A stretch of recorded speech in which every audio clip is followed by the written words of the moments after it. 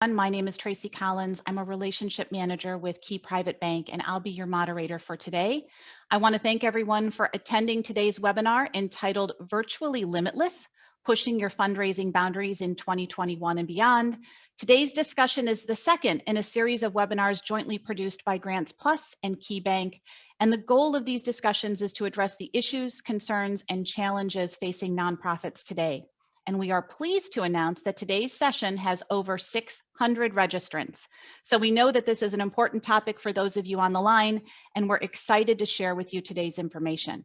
Before we officially kick off the panel discussion, just two quick housekeeping items. First of all, this is a recorded event. So for those of you who would like to review today's information or you'd like to share today's discussion, we'll provide information on how to locate and listen to the recording.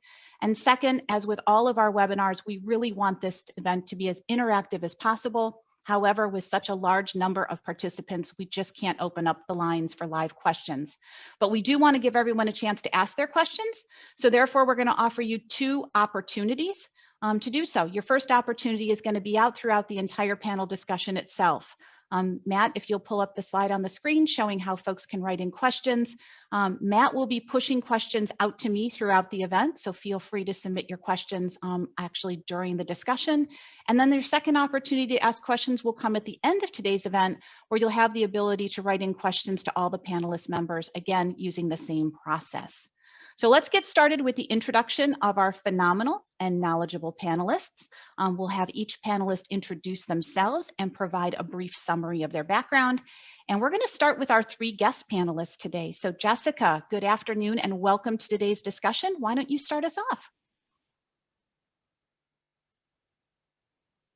Good morning or good afternoon. We've finally made it to the afternoon. I am Jessica Ford. I'm a leadership gift officer at Oberlin College. I have worked at Oberlin for 7 years as of last month. Happy work anniversary for me.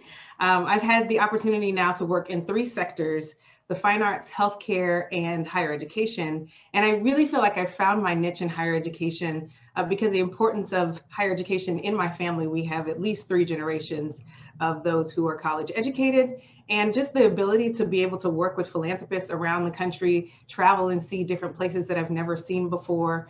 And I really think for me, the strength of a relationship that a philanthropist has with their alma mater can be one of the most strongest philanthropic relationships that you can have. Of course, I'm biased, but welcome. Jessica, thank you for that introduction. And Meg, welcome to you as well. Would you mind introducing yourself? Sure. Hi, I'm Meg George. I am a philanthropy advisor, and I am a co-founder with my husband and partner, Phil, of George Development Group. We advise both nonprofits and philanthropists, and our focus is really around major gifts and impactful giving. So our nonprofit clients are, hospitals, health systems, universities, colleges, down to private schools, museums, small community-based organizations. And we help to take organizations away from event-based fundraising into a major gift approach. And our specialty is really around leading and executing on successful campaigns.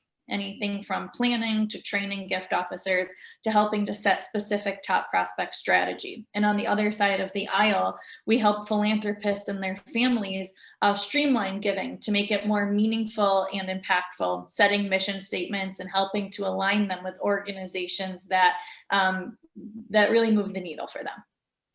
Awesome, Meg. Welcome to you. And rounding out our guest panelist today is Armando. Welcome, Armando. Yeah, I'm rounding out. Which sounds bad. It does. My name is Armando Zumaya. I've been a fundraiser for 34 years. I've worked in small, medium nonprofits, and right now I'm a consultant. And also I founded a new nonprofit. So my consultancy is focused on helping small and medium nonprofits build major giving programs. But in the last 5 years, it's been focused more on building diverse major giving programs. I'm a specialist in Latino fundraising, and my nonprofit I founded is called Somos el Poder, which means we are the power. And it's the first Latinx-focused fundraising institute in the country. And so in my consultancy, I focus on all diversity, not just Latinos. So I work all over the country, actually all over the world, on helping nonprofits have token-free boards that are full of powerful people of color, moving their institution forward and fundraising from their whole community. So that's what I do. I write a lot of articles, I give a lot of speeches, and I'm a really terrible singer too. Just We like, won't have you sing, Armando, oh, but come thank you on. for Couple of Tom joining us Jones today. hits. No, I won't. We don't Thank want you. to see all the numbers go, you know. Thank you, Armando. And for those of you who are able to join us for our last webinar, I'm sure you'll recognize our next two panelists who represent our co-sponsoring organizations. Joining us again is Lauren from Grants Plus. Hi, Lauren, and welcome back. Hi, Tracy. Thank you so much. And thanks again to KeyBank for partnering with us on this series. I am the president and founder of Grants Plus, and we are a firm of 20 professionals based in Cleveland, Ohio. And we work with nonprofit organizations around the country to help them improve their grant seeking. Awesome. Welcome, Lauren. And from KeyBank is Cindy. Hi, Cindy, and thanks for joining us again. Hi, Tracy, and good afternoon, everybody. My name is Cindy McDonald, and I am the National Director of Philanthropic Advice here with Key Institutional Advisors. And I've been with Key for 28 years, working with not-for-profits and helping them strengthen their donor relations through complex gifting strategies and providing thought leadership and advice around funding strategies, sustainability, and overall governance. And I'm very happy to be with everybody today. So thank you, and look forward to being with you. Thanks, Cindy. So let's kick off our discussion with one question to all the panelists, and I'll think of this as the hot topic question. So for each of you, what's the most frequent question or concern that you're hearing around fundraising as we move into 2021? And to keep it simple, I think we'll go in the same order as we did for introductions, letting our guest panelists go first. So Jessica, what's the hot topic that you're hearing? Sure. I think the hot topic for Oberlin, all of the donors, board members, staff, we're all concerned about the financial health of Oberlin long-term, which I'm sure is probably similar of all nonprofits around the country and around the world, given the last 10 months and the uncertainty of 2021. With regard to Oberlin, we were already working on strategies for financial sustainability with our strategic plan, One Oberlin, and when COVID hit. So we actually fared pretty better, I think, than most liberal arts colleges, and our cost-saving measures helped with that. Philanthropists are already aware that we had big changes in our advancement, and so we've been working with communications and really working with the President's office to make sure we have buy-in with all of our philanthropic community. Awesome, Jessica. Meg, what about you? What are you hearing? It's fair to say that the most frequently asked question or challenge has evolved from, how do I turn out of event-based fundraising now that this pandemic has hit and I realistically see what's possible and not, to, okay, I know I need a major gift program. I've never had one, or if I don't have a strong one, where do I start? So today, my goal is to leave people who are eager to hear more on that topic with some very tangible takeaways to go back to their office and start implementing to do that. Perfect. Armando, what about you? What are you hearing today? Well, dovetailing off of what Meg said, super sustainability discussion, and people want to know how to. I mean, it's not that it's never too late to start a major giving program, but a lot of nonprofits don't know that you don't have to be, super university. Not to put down Jessica or anything. You don't have to be a big university to have a major giving program. You can have, a tiny little one with 100 prospects, 50 prospects, and build, and major gift can be 10,000. It doesn't have to be, $1 million gift. But the other huge voice I'm hearing is about racial justice. And there's been 20 years of hand-wringing around racial injustice and the lack of diversity in nonprofits. You can look back 20 years in Chronicle Philanthropy, they're talking about it. And because of, some of the horrific things that happened this last year in racial injustice, people are really looking at their nonprofits in the mirror in hard ways and really asking, how do we actually get this done? And stop talking about it and stop feeling bad. And so that's what I'm reacting to a lot with my clients and people asking me to write or interviews with the press. That's what I'm talking about a lot. Definitely an important topic, and I know that's going to be one that we all touch on as we go through today's discussion. Lauren, what about you? What are you hearing in the grants world? What are the questions you're getting? Biggest question that I get, the most frequent question that I get is about giving in 2021. Everyone wants to know, where are foundation dollars going in 2021? Should we look at less coming in from our foundation funders? I don't have a crystal ball, but there certainly are indications that we're watching really closely. So hopefully I can share some of that, and also some tips of what folks can do to make sure their grant fundraising stream is strong this year. Perfect. Perfect. And Cindy, what about you? So the trends that I'm seeing, and this is like in communicating with clients and the panels that I've been on and studies that I've read and whatnot, is there's two actually. And one is there's such a pop of donors establishing life income gifts and complexities around that. So really it's like thinking outside of the box on how they can really make a life income gift and what can they do, and essentially seeking advice and how they can support their nonprofits with maximize the most amount of dollars for them. And then a flip side of that is it's more internal for the not-for-profits. And what I see is them taking steps into really digging in deep to understanding data-driven marketing and what's working for them and what's not, and really focusing their efforts on that so that they're not spinning their wheels and wasting dollars on data that's just not relevant. So those are the two things that I'm seeing right now. So from what all of you shared, I'm hearing a couple of themes. The larger theme is just a general concern around cash flow and where organizations will get the funding they need in 2021. But I'm also hearing a couple of sub-themes related to, one, is it a new or maybe renewed interest or in focus on major donor and gifting campaigns? And then, as Armando brought up, the racial injustice piece. So before we dive into the themes, I think it would be helpful for all of us to level set a bit. So let's look back at 2020. And talk about, as we move into 21, let's discuss some of the challenges that you all saw and heard from your clients as it related to fundraising, major gifts, donor campaigns, and obviously the grant piece. So Jessica, since you have firsthand experience, can you share a little bit about what Oberlin experienced in 2020?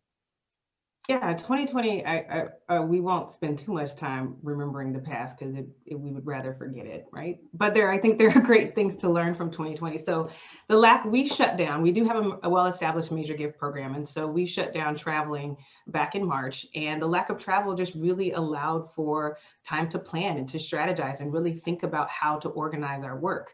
The other thing that I think happened in 2020 was actually better engagement. So the beauty about digital access is that it makes it much more accessible to everybody. You can put some really great stories up. People can follow you in different social media platforms. And it was just a really great way to connect with our alums and with our philanthropists.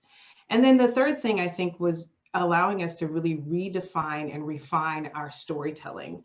So because we had this 2020 and this crisis mode, yes, that people wanted to hear about that and how they could help, but also people still like to give to things that they know will be successful. And so we really spent a lot of time at Oberlin redefining and refining our story to show the resilience of Oberlin. Awesome. Armando and Meg, what did your clients experience? What were some of the challenges? Meg? Sure. More money is coming from less donors. And so everything that I'll share today with an acknowledgement to the challenges, but how we overcome them, functions from a place of facts.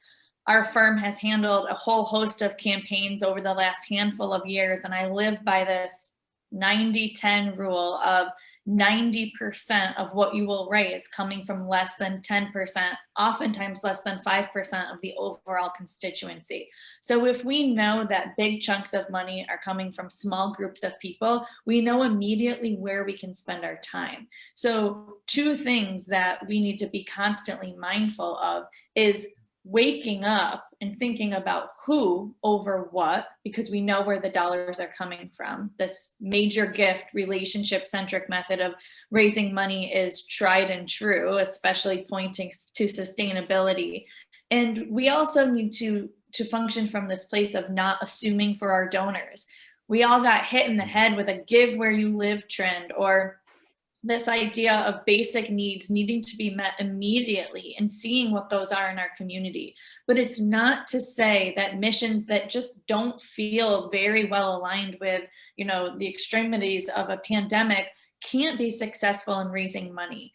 and pulling from what you have had in the past in terms of donor relationships and understanding where more relationships can systematically come from sets you up with this kind of clear-minded strategy on just building on major gifts, knowing where the money comes from, and not assuming for your donors as you move forward.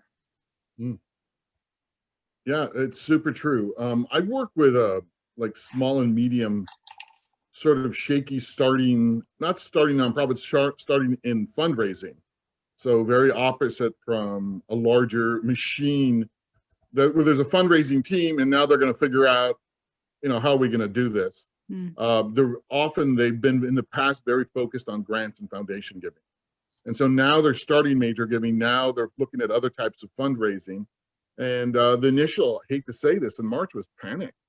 A whole bunch of them said, oh, I lost 3 clients in 2 weeks because they all said, this is a terrible time to fundraise. No one's going to give. And unfortunately, and they know it now, they've told me now, they were wrong. On the contrary, people, as Meg said, are giving a little more. I think that the number I saw was a 7% growth in major giving in 2020. And that's, it corresponds with what I've seen is that people are digging deeper. And the need for major gifts prospecting is much larger. People are realizing that we can't just rely on one modality of fundraising. We have to have diversity in fundraising. We have to have many buckets to work from. And also there's a few people, since we had our last conversation, who've talked to me about, we just have one development director. We're realizing she's not super, Wonder Woman. She can't work, 12-hour days every day. We have to hire another person. So I've been asked to help with that a little bit.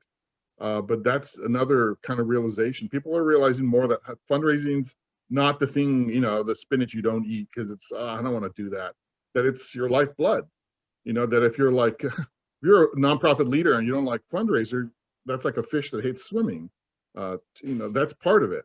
That's the first. Fundraising's first. So that's what I think people are realizing. That's what 2020 taught a lot of folks. And Lauren, Armando mentioned grants and foundations. How was 2020 different than prior years for the grant making and the grant perspective?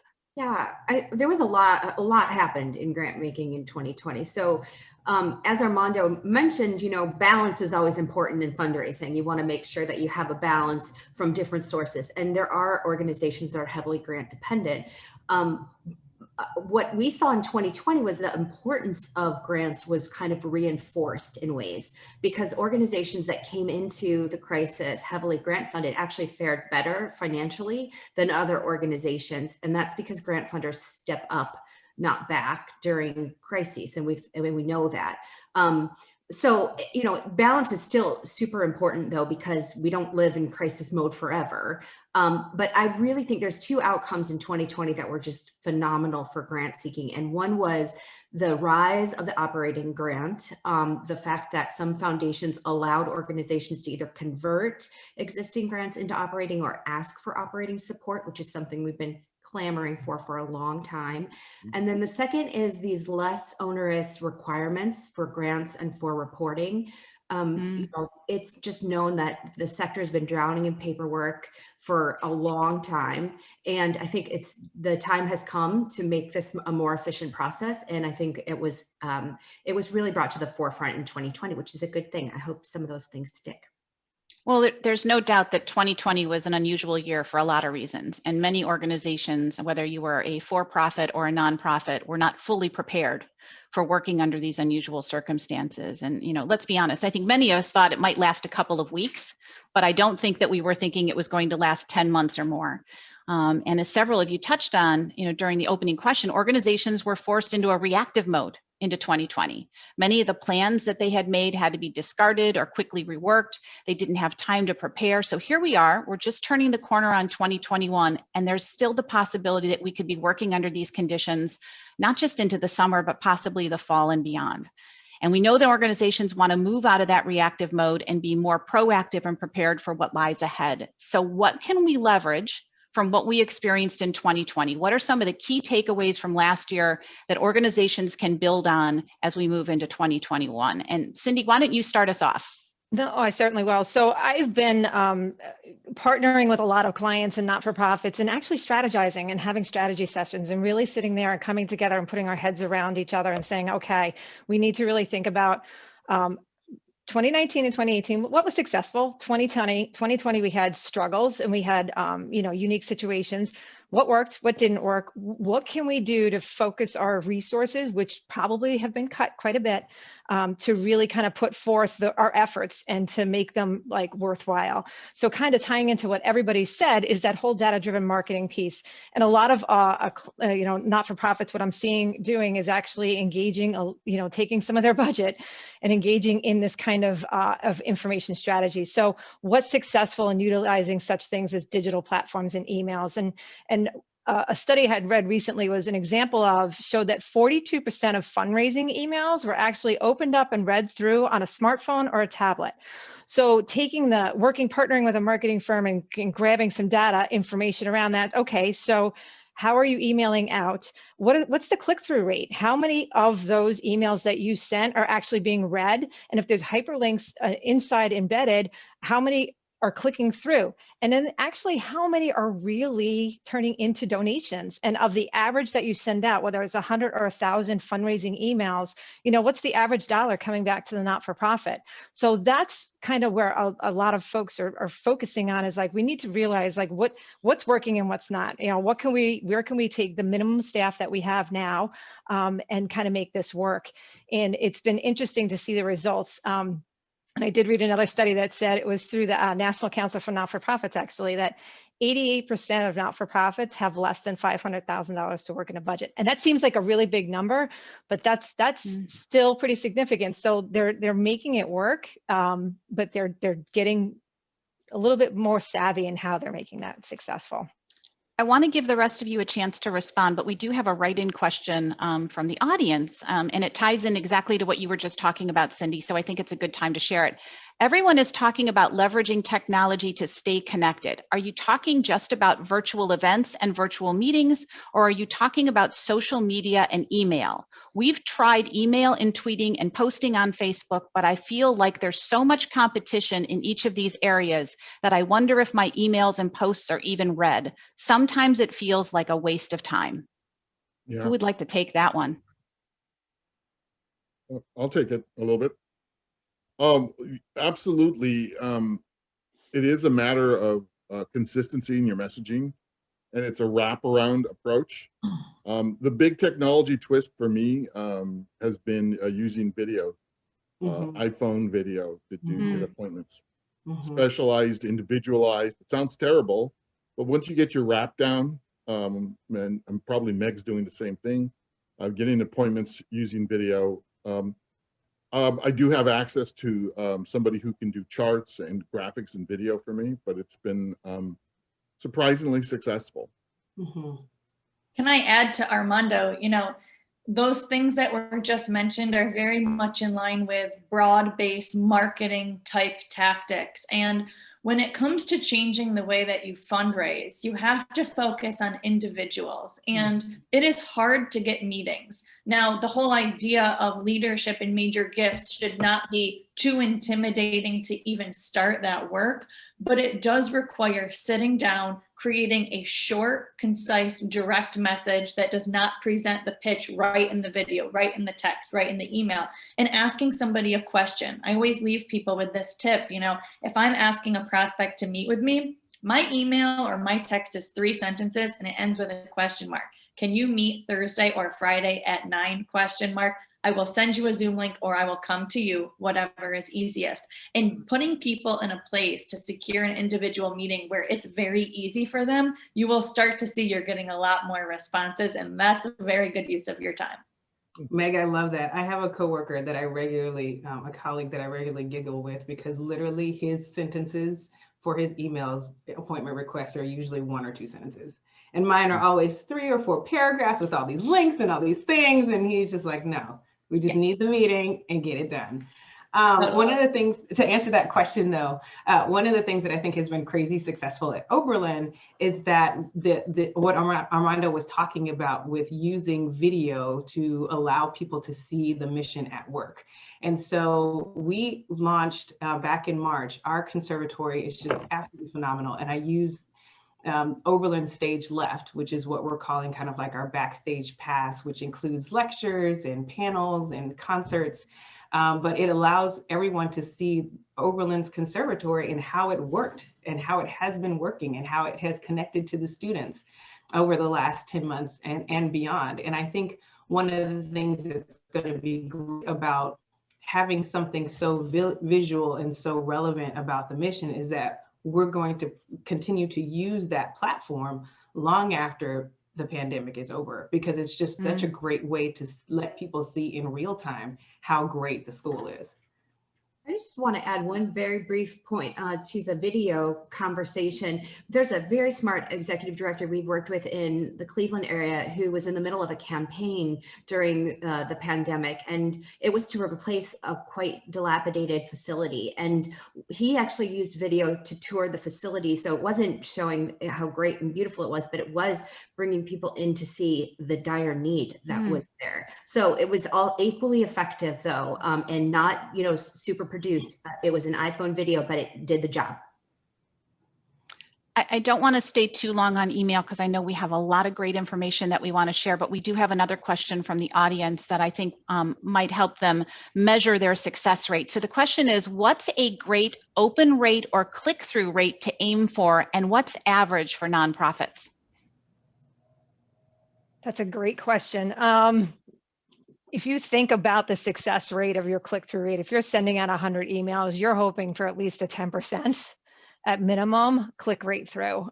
It's interesting because it's different dependent upon the mission that you're driven, how connected you are to the community, how personalized the click-through rate is. So a lot of what because I receive a ton of emails like everybody else, the personalization of the email is where you're going to gain greater success with the click-through rate. So if you're addressing the donor directly, thanking them for previous donations that they've done, even getting more specific around that, your click rate will be even greater.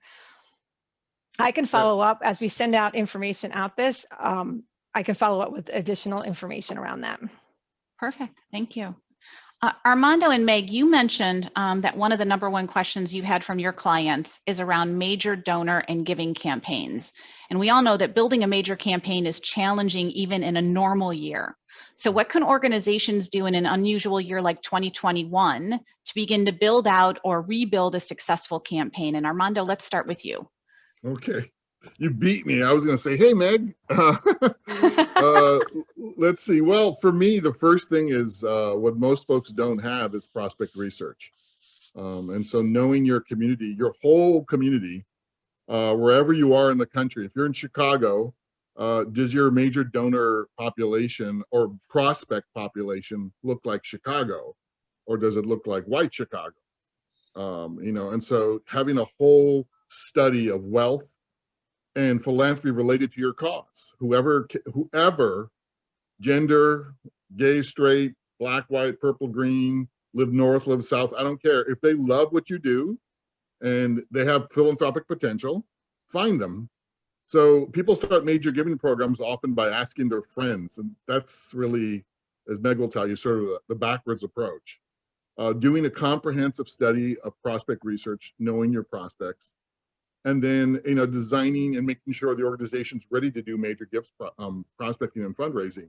Is your website, what does your board look like? What does your staff look like? Are your programs easy to understand? Are they written in English?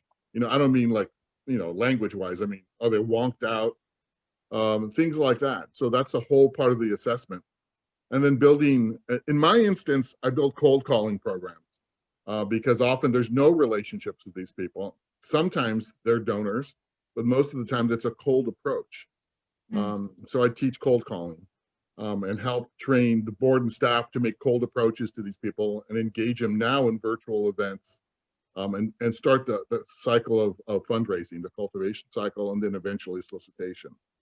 So that's sort of my pitch on this, is that the #1 thing people have to do is, and it serves diversity, of course, too, is build a strong prospect research base.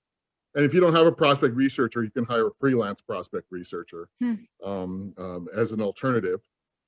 Places like Oberlin, they have teams of great prospect researchers. And so if you're an Oberlin grad anywhere in the country, they're going to know if you make money. And so it's the essential, not luxury, it's the essential part to major giving that most people neglect. Great. Meg, you want to add anything to add to that? Yeah, my perspective is probably a little bit even different than Armando's. The most important thing I can convey to anyone on today is that this is an everyday growth mindset. It's not just a campaign mindset, and it's not just a fixed mindset. There are not hard and set rules around how and when you need to start doing this major gift work. It should start last year, right? But ideally, you build a portfolio with one person, you build it out, and you use what you have. If you don't have the money to screen your entire database for wealth right now, you're like, what can I even do to begin?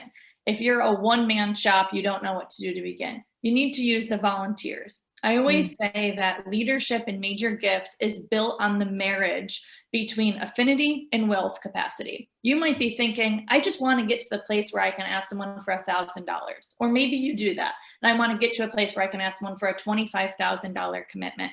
You need to marry human knowledge with any data that you can get your hands on, which means running a query to see who your lifetime donors are in descending order, or running a query just to see who in the last 7 years, 5 years has given you one big time gift. Who's raised their hand unknowingly to say, I am a donor and I am still a prospect. Organizing that in a sheet and sitting down with 3 people from your board to say, who do you know? Who can you introduce me to? And getting one meeting at a time. I think that if you want to go back to your office today and start a leadership or major gift program using just what you have, you need to set realistic metrics for yourself. And that could mean waking up every single day and reaching out to 3 people, requesting 3 meetings or 2 handwritten notes, thanking someone for a gift, marking your calendar for 2 weeks from now to follow up with a 3-sentence email and request that visit. But once you start getting yourself in a rhythm of having 8 to 10 individual conversations every month, you will have a lot of momentum. You will be introduced to a lot more people, and you will feel like you are really building out your portfolio in more of this intentional and strategic way. Can I follow up? Absolutely. So absolutely agree with Meg about the growth mentality. There's a subsistence mentality in a lot of nonprofits, especially nonprofits of color. We'll get by with what we've got. So right on about the discipline. I do disagree about where you find your prospects and whether you can afford prospect research. Screenings are nice, but that means you have a database of already wealthy donors you have to look through. Most nonprofits don't have that. So you can look at what you have. Often it's not enough to really build a major giving program. That's why you need a larger prospect research list. I mean, not a commercial, but on my website, there is a list of freelance prospect researchers. I don't get any money from that. It's just their service. So that on the side. But more importantly, you can spend $2,000 to $3,000 and have the beginnings of a major gifts list. And often I'll hear, nonprofits say, oh, we can't afford prospect research. I'm like, your entire program budget is huge. Think about fundraising, invest in fundraising the way you invest in program. And that, maybe that's part of the mentality, growth mentality Meg's talking about. But it's not a maybe we can do that or not. It's essential. It's the fish that needs to swim. If you're going to invest in fundraising, you're going to make money. If you're not, don't be surprised when you're struggling. Great advice. So, as I listen to Armando and Meg, what you both just shared, what stands out to me is to be a successful service organization, you almost have to build the model from the inside out. So, step 1 is making sure your board and your staff have a strong commitment for fundraising and major campaign development. And then step 2 is making sure that your mission, your people, your vision strongly connects back to the communities and the groups that you serve. So let's start with the internal first. How do you really build an organization that supports a culture of philanthropy, versus one that mainly relies on fundraising events? Because I think we'd all agree those are two very different skill sets and two different strategies that are needed to be successful. Meg, and I think Meg, you shared some of your views when we first were doing our planning session. So what are your thoughts around building a culture of philanthropy? Well, first of all, using the word philanthropy over the word fundraising sets this completely different mindset. I do a lot of hiring for my clients, and lately I've said we need to hire a director of philanthropy or something around philanthropic engagement rather than the word fundraising or the word development. That won't always be applicable, but when it is, it kind of changes the way people think about you. Second, treat your donors like the investors that they are. We all need to be equipped to speak about our nonprofit, even if it is very small or if it's gigantic, like a business, right? We need to know the numbers. We need to be proactive about the messaging that really shows both our need and our strengths so that they feel like they're putting good money after good, but that we can't do it without them. And I think that when you are thinking in this way, you're treating people like, hey, I'm asking you to consider something because it's going to have an impact and it's going to generate outcomes. So even at that $1,000 level and up, I try and treat my board like, hey, I'm going to be asking you to help me engage investors. And I like to treat philanthropists like, I'm not here to sit down and just spill my guts about my organization. I'm going to ask you a lot of questions because my goal is to align what I know that I need and the different kind of tools for cultivation I have with what you share with me. I want this relationship to feel long and deep and meaningful. I want to connect you with as many people as I can. And I don't want this to be transactional. So that's very hard, getting away from that sponsorship mentality of events into this relationship-centric approach. But if you can change your mindset before you even go on the first visit, you'll find yourself asking a lot more questions than you used to or than you would even think you should. Great advice. What about the rest of you? How do you build a culture of philanthropy? For me, we really have to get to the bottom line, which is a lot of nonprofit leaders don't like fundraising, avoid it. And we have to really call that out and be very blunt about it. When I do trainings for boards, you know, we need to call that out. We need to talk about the base problem with the reason most nonprofits don't succeed or don't work hard at fundraising or don't invest in it because it's seen as dirty or uncomfortable or tacky. You know, at a large university or a hospital, they got it a long time ago. I worked at Cornell and we started our first campaign in 1948 for $1 million. There's no problem with fundraising there, but lots of nonprofits still drag their feet, put it off to somebody else, underinvest in it. And we need to say that out loud as development officers. And development officers don't get the respect as normal professions do. There's lots of people who will tell you, oh, I know all about fundraising, but they've never, you know, paid their mortgage or the rent that way. So we need to really call out that fundraising is the first thing for any nonprofit leader to put forward. It is program. Fundraising is program. It's not waste. It's not overhead. And we need to be militant about that because we're saving these nonprofits by giving them good fundraising. So that's the first thing, and to build a great fundraising culture is to understand it's program, it's our survivability, it's everything. And then from that flows great program, great leadership, all the other things can get done. But I'm sorry I'm passionate about this. I kind of cut Jessica off, I'm sorry. But go ahead. No, not at all. You didn't cut me off at all. I'm just drinking it all in. You're absolutely right. I completely agree with Meg in how we think about the definitions, the as an industry, and I'm probably just going to be I'm getting my fundraising card taken away from me. But the words that we use in our industry, we shouldn't be using them anymore. The word donor, why do we use that word? Because Meg is exactly right. We're asking for people to invest in what we're doing.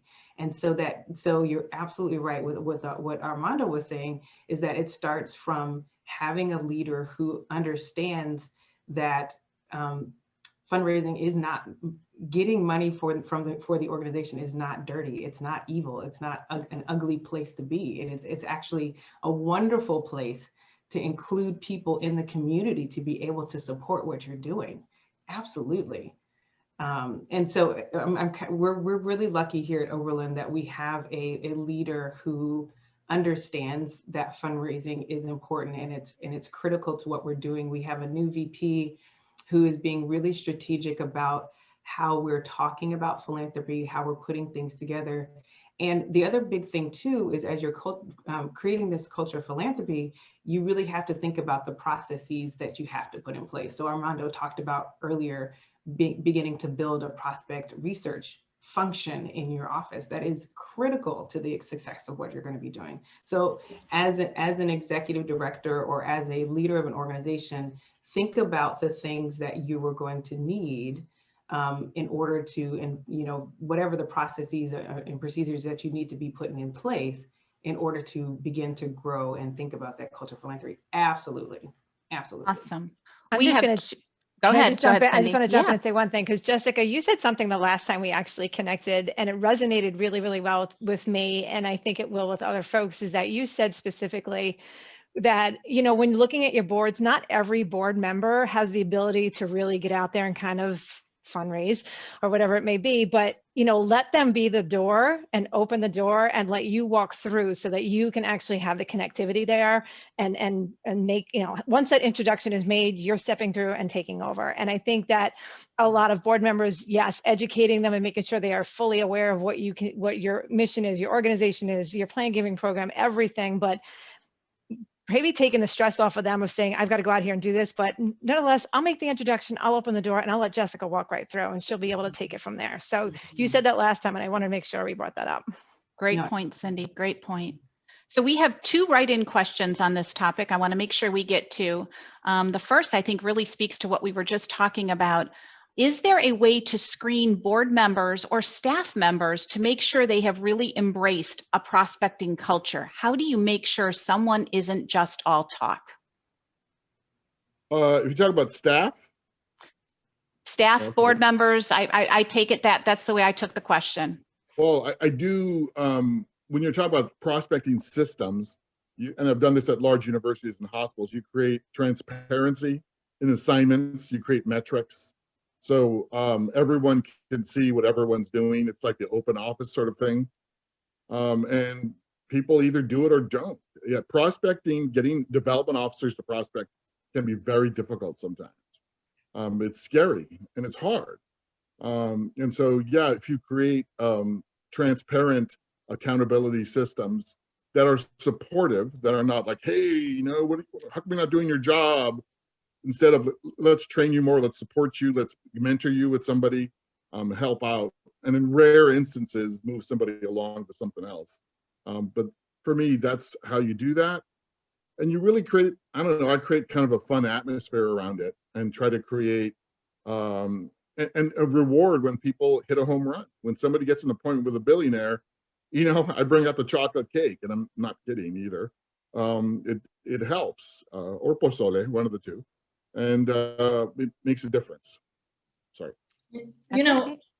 Something I said last time that this group had met was that if someone says, I feel like I don't have a fundraising board, I always say, that's great. I'm glad, that's okay, because they have a life. It's like when they work and they have families and they have travel and normal times and other things that they do, we have to accept being 5th or 6th on people's list and still meet them with so much gratitude. So take off bite-sized pieces. I'll ask board members, do you think you could introduce me to one relationship this month? And when you do that, they could do it. It's like when you ask your kids to do 10 things, that's too much. But if you ask them to do 1, they can do that. Board members are busy. And when I ask them to do something, I don't just let them float out there and come up with whatever they kind of want to say. I actually take the lead and say, I'm going to send you an email. Feel free to copy and paste it to your contact. You can copy me in then, or if they agree, you could copy me in then. I will handle the logistics and the scheduling, but I want to equip you with the language you could use to introduce me. Same thing goes on for planning studies, feasibility studies, campaign planning initiatives. You want to ask people for their help in a very manageable and reasonable way, and you want to do as much work for them as you possibly can so that as they're opening the door, they felt like it was easy to open it and you really did walk right through it. don't forget at the end of that to show them that you walked through the door, so that the next month when you meet and ask for one more task of them, they're going to be very willing to do it. Brilliant. That's great. That is great. Thank you, Meg. And we don't want Lauren to feel left out. And Lauren, we have another writing question that I think is a great one for you. You know, we're talking about solicitation, attracting donors. This one asks, what's a healthy ratio of individual gifts versus foundation grants in supporting your organization? Is there a healthy ratio? Yeah, it's a good question, and I'm not going to give a very satisfying answer, unfortunately. It depends. It just depends on the organization. I mean, the best ratio, is where were you last year, and what was your intention for this year, and where do we think you could go that's realistic. So unfortunately, it's just case by case. When we look across the sector, we know that almost 80% of charitable giving comes from individuals. So we know that that is a large portion. That includes bequest giving, giving in wills and trusts and estates. So we know that individuals should be a focus. But as far as the portion that comes from grants or what's right for you, it just depends. And I will say we're getting a lot of questions. Obviously, the information you all are sharing is wonderful around, can you send me a sample of the email that you would send out to a donor? Can you share with me a sample of a cold call conversation? So I think they're really looking for very specific advice around how to make that first call. So I think we can follow up on that when we do our send out our follow-up emails. Absolutely. As I'm listening to all you, I think about my own personal situation, and I think one of the biggest challenges in trying to do everything that you just talked about is doing it in a virtual world. And I know that I personally like to give to organizations where I feel a personal connection. So how do you create that personal connection when we can't be personally connected? Who wants to take that one? Can I answer that from the, I'm so sorry, Lauren, go ahead. No, it's fine. I was just going to say that I think, using the technology the best that you can, and also getting in front of your funders on a regular basis with something meaningful. And it's like, at least once a year, but most likely quarterly would be great. And that could be a coffee meeting, what we call a courtesy report. So if a report is not required, but it's just, you're providing it as a courtesy to them, updates on programs, anything meaningful that you would have to share with them. That's what I would recommend. Zoom calls, things like that. Okay, good. I'll add that what an amazing tool we have to be able to Zoom or call anyone at any time and not feel, we split our time, our firm does, between New York and South Florida. Although we're national in scope, I can see clients from all over the country in one day, and I'm not shy about giving them updates. I guess I'm sort of emphasizing something Lauren just said. If I need to get with my board, I'm not meeting with them any less, but I'm sharing my screen to show them where the money came from so that they understand how and why I'm spending my time the way I am, and how and why I'm asking them to do these kind of introduction favors for me. And I'm updating donors so much more regularly. In this new era of philanthropy, where we're treating people like investors and where we're generating outcomes, they need to know what those are. So I am not taking my foot off the gas in terms of engaging people on an individual level. And it feels so much more accessible. And I think that being inundated with asks makes it that much more important to feel like you are actually showing people real outcomes and numbers that they're probably craving, to know that you're stewarding their money the best you possibly can. I'll just add one thing to it. Sorry, Armando. Be flexible. Like, I have heard so many times about, hey, can we do the call at 4 o'clock? Because I will have somebody here to help me connect with the technology. I mean, not everybody can click on a Zoom and get in there and do this. So just thinking, because you don't want to miss any opportunity. So just be flexible, and that's going to help you in the long run, believe it or not. Yeah, I'm like 700 years old. So, I still use Crane stationery. Okay, I handwrite with a fountain pen, a letter. It's tangible, it's real. I also advise my clients now to send low-cost, engaging gifts. So games, stickers for the kids, The science museums, the children's theaters I've worked with, I'm advising them to, and they're doing it with success, to send things that will engage people in their program physically, that are real, that you can mail, that they'll get.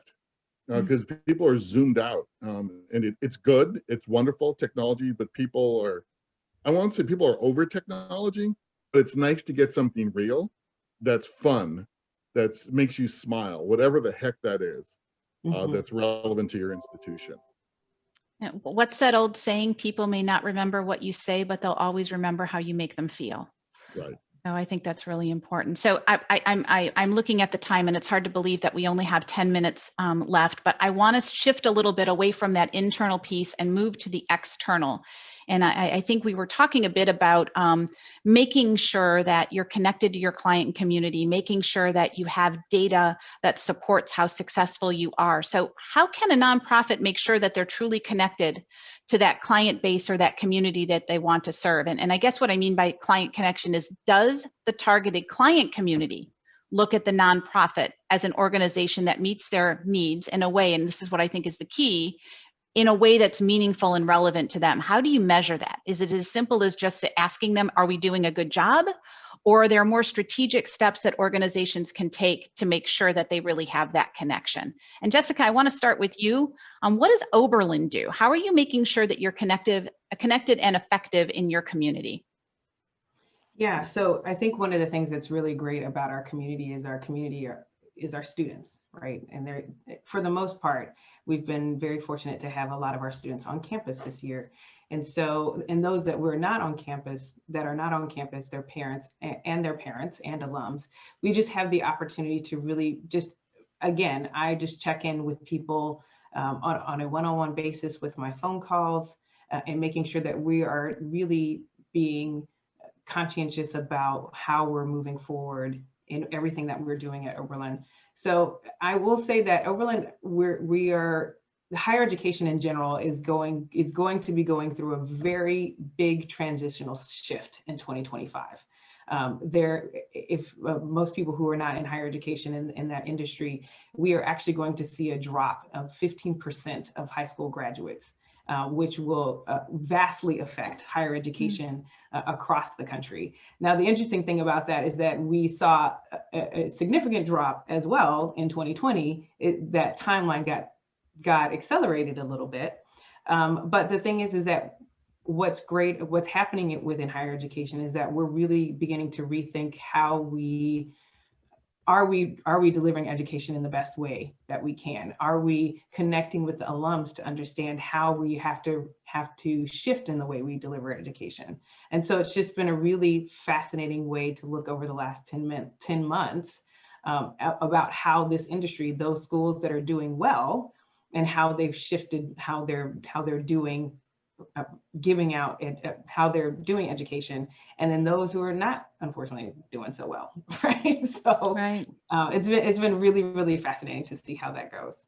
But I did want to say, so I am actually part of the Association for Fundraising Professionals Greater Cleveland chapter here, and this idea of, when we talked about this earlier, this idea of this community-based fundraising, this community-centric fundraising, and knowing that you're really connected to the community in which you serve. And I know Armando is going to talk a little bit about this as far as the DEI, in relation to DEI, but we as fundraising professionals really need to think about how we're thinking about donors, how we're thinking about philanthropists and investors. See, I said that word that I don't like. how we're thinking about how they're engaged in the community. So if any of our listeners right now are familiar with Vu Lee, he is a fundraiser out in Seattle, and he has this article that talks about 9 principles of community-centric fundraising. And the idea is that he talks about this ecosystem that all nonprofits are part of when they're in kind of like this locale. And so the idea is that, there are fish in this pond. Everybody is trying to get the fish being, philanthropists, the dollars, whatever you want to equate that to. And sometimes in that ecosystem, in order to maintain a healthy ecosystem. Sometimes you don't necessarily get all the fish in the pond. You need to leave some behind that are going to be useful and beneficial for some of the smaller nonprofits in the area. So I think there was a comment about a comment that someone sent in about this collaborative approach and how we can do that as a community and as nonprofits. The thing is that we're seeing in this industry, and it's very forward thinking, that we have to begin thinking about how to collaborate as nonprofit organizations. It is, I'm probably, again, going to get my nonprofit card taken away from me, but there are a lot of nonprofits in the United States, a ton, probably more than there should be. And so we really need to be thinking about how we can work together to overall benefit a community, because that's really what it's all about. Thank you, Jessica. And Armando, I know you had a slightly different take on some of this, especially as it relates to board diversity and making sure that your board is reflective of the community that you want to serve. Do you want to talk a little bit about that? Yeah, I think it's really important to build a mentality of whole community fundraising. Community center fundraising is great. I've not seen any instance where nonprofits have collaborated or joined together, because fundraising is competitive. We just have to say it out loud. And right now, you know, the big boys are the big girls too, are beating lots of small and medium nonprofits in fundraising. So, I mean, there are things and dreams we want to, get to, but in reality, what we need to do is raise the medium and small nonprofits in their fundraising to really compete, because a lot of them are going away. So on DEI and your board, it's not rocket science. This is a funny thing to say, but DEI in a nonprofit is actually pretty straightforward. And what it is good major gifts prospecting. The problem is most nonprofits don't have major giving programs, 70%. And most, even those that have them, even big universities, don't use them well. And very, very few understand the role of prospect research. You can see a children's hospital in a major southern city, wealthy city, that has no African-American board members. And why is that? It's because no one's done their prospect research to identify wealthy African-Americans or Latinos or Asians in that community and done that. I've seen boards with all old white guys on them. And it's like, there's wealthy women in that town who care about that cause. So why aren't you do the prospect research? People say, oh, I don't know where to find people. Then do the research. Find the individuals.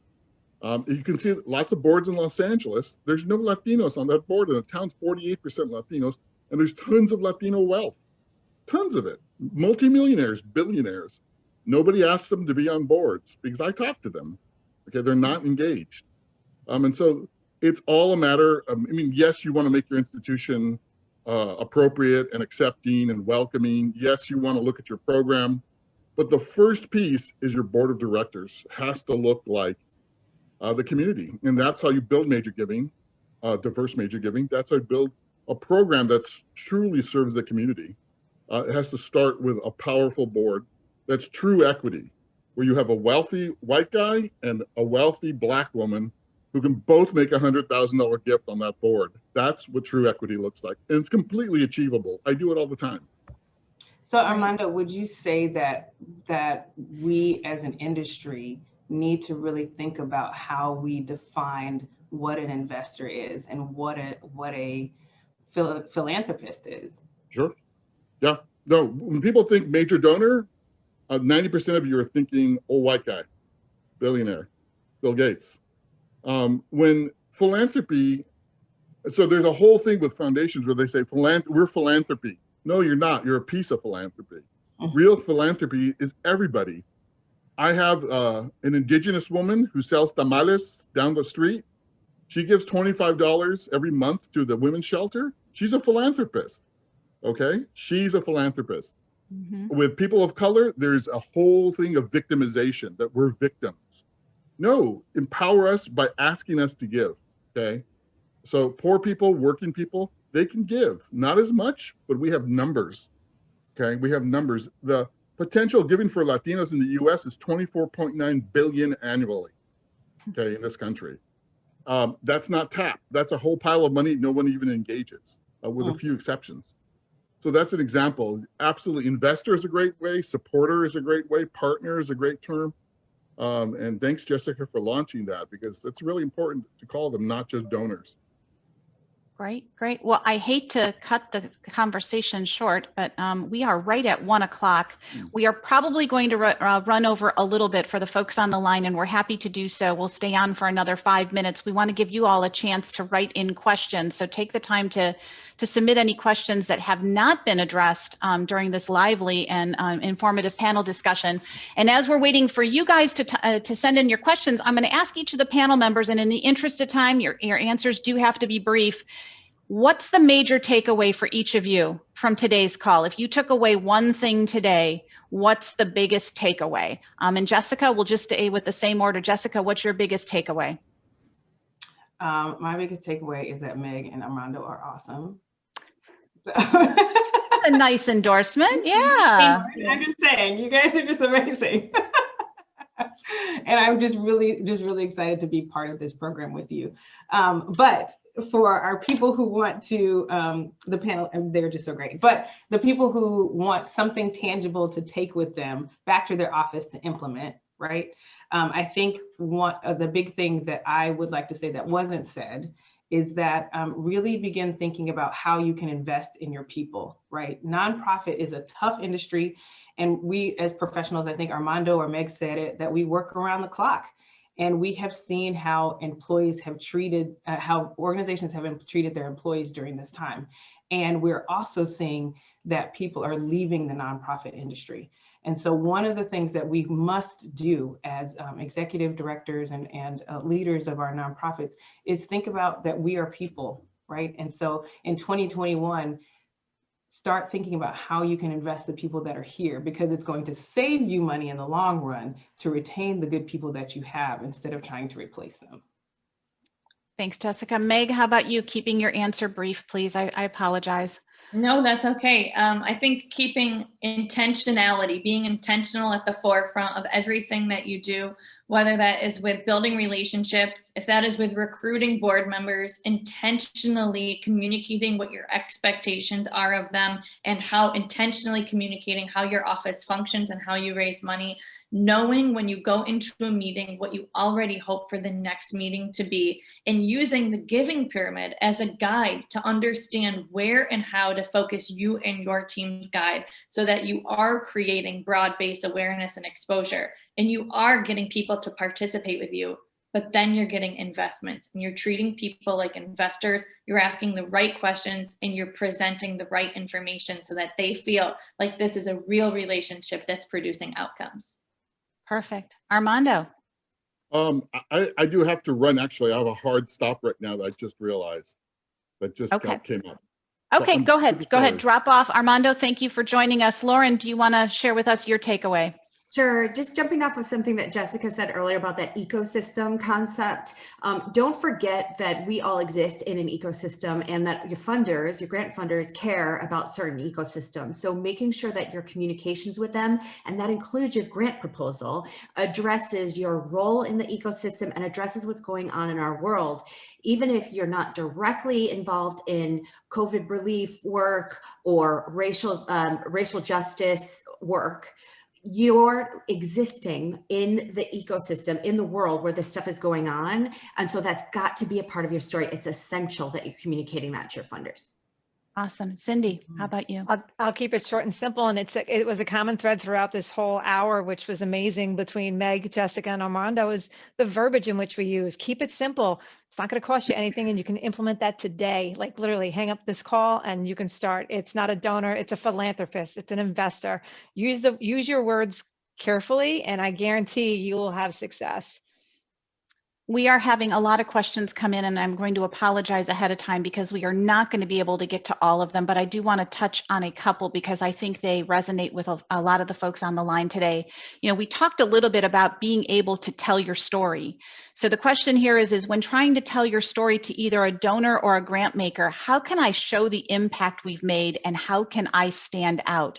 It feels like everyone is telling the same story and sharing the same struggles. So how can I make sure our organization is appealing? I think that if you can use numbers, they're incredibly powerful. And someone rightfully commented, not just numbers, they're a person too. And they are. Relationships needs to be at the center of everything that you do. But, we ran a campaign and somewhere in upstate New York that this is kind of a twofold takeaway here. They hired us as campaign consultants and said, this is what the campaign is going to be for.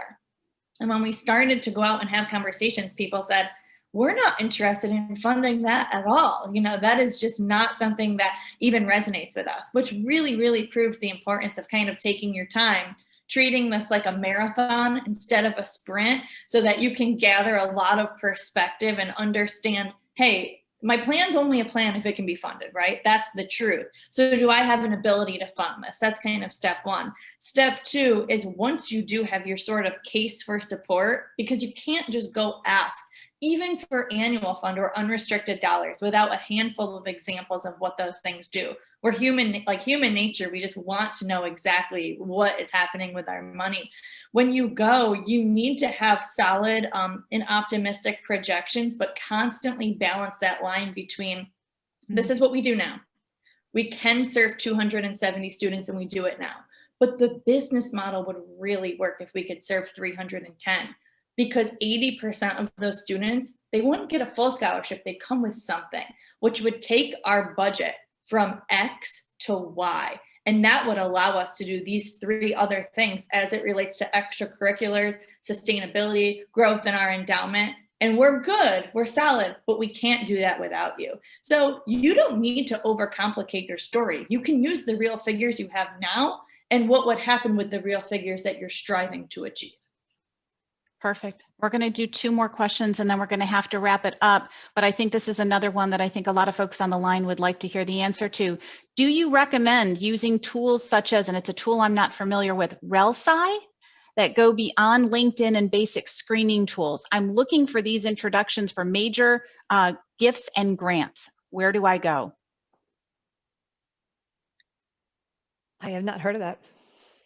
So I guess you're looking in the grant seeking world, I would say that, for the most part, it's one of those, it's institutional fundraising, which means that there's usually a person on the other side whose job it is to give the money away.